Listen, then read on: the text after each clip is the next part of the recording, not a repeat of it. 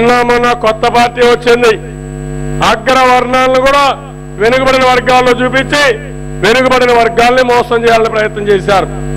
అంటే ఎవరిని మోసం చేస్తారని అడుగుతున్నాను. ఈరోజు ఒక్క విషయం మనం చూడాలి. కాంగ్రెస్ పార్టీ ఆధ్వర్యంలో రాజశేఖర రెడ్డి గారు చూస్తే ఒక దుర్మార్గంతో ముందుకు పోతున్నారు, మోసాలతో ముందుకు పోతున్నారు.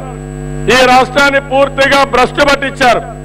సరసాదేవి కుంభకోణం, వెలుగుబంటి సూర్యనారాయణ కుంభకోణం, సత్యం కుంభకోణం, ముఖ్యమంత్రి కుటుంబ సభ్యుల కుంభకోణాలు అనేకం వచ్చాయి.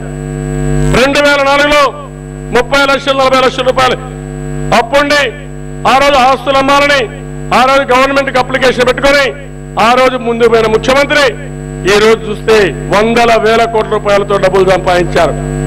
ఎక్కడి నుంచి వచ్చాయని అడుగుతున్నాను. రాజకీయాల్లో ఒక విలువలు లేకుండా పోయాయి. ఇష్టానుసారం డబ్బులు సంపాదించారు. పేపర్లు పెట్టారు, టీవీ పెడతారు, ఇండస్ట్రీ పెడతారు. ఇదేమని అడిగితే ఎదురుదాడి చేస్తారు. మొన్నటి వరకు మీరు మా మీద ఎదురుదాడి చేశారు. ఈ రోజు ప్రజలు మీ మీద ఎదురుదాడి చేస్తున్నారు, తిరుగుబాటు చేస్తున్నారు. ఇది చూస్తే తప్పకుండా రాబోయే ఎన్నికల్లో అనుమానం లేదు, ప్రజలు అప్పుడే నిర్ణయించుకునే పరిస్థితి వచ్చింది.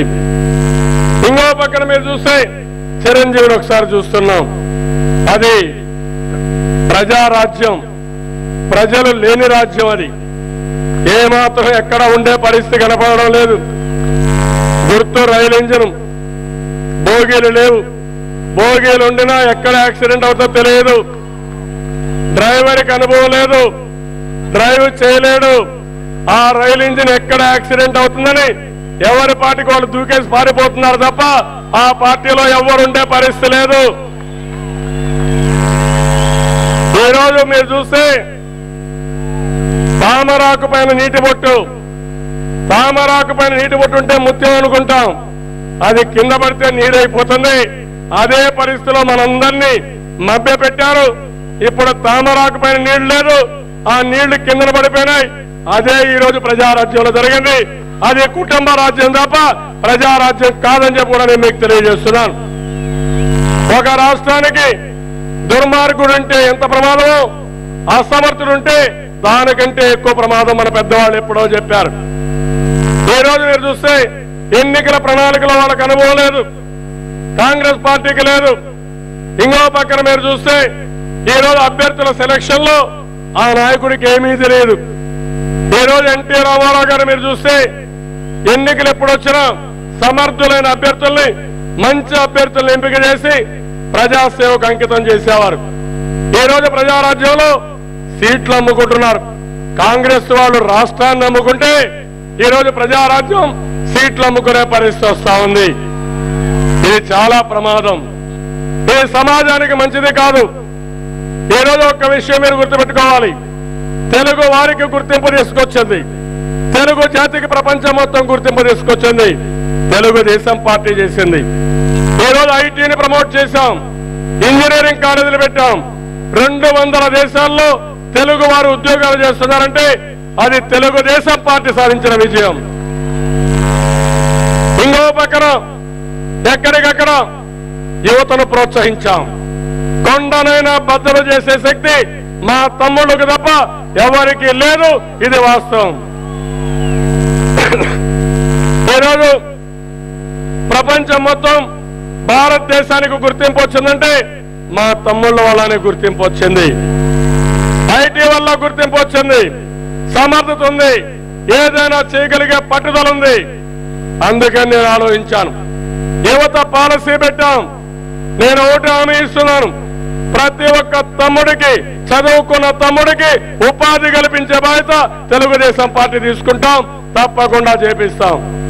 5 సంవత్సరాలు కాంగ్రెస్ పార్టీ పాలనలో ఒక్క ఉద్యోగం ఇవ్వలేదు, డిఎస్సీ పెట్టలేదు, ఎక్కడ చూసినా ప్రైవేట్ ఉద్యోగాలు రాలేదు. ఈ రోజు రాష్ట్రం యొక్క పరువు పోయింది. ఎక్కడ చూసినా అవినీతి ఆరోపణలు. మీరు ఒక్క విషయం గుర్తుపెట్టుకోవాలి, డబ్బులు పోతే మళ్లీ సంపాదిస్తాం, ఆస్తులు పోతే మళ్లీ కొంటాం, పరువు పోతే మళ్లీ తిరిగి రాదు.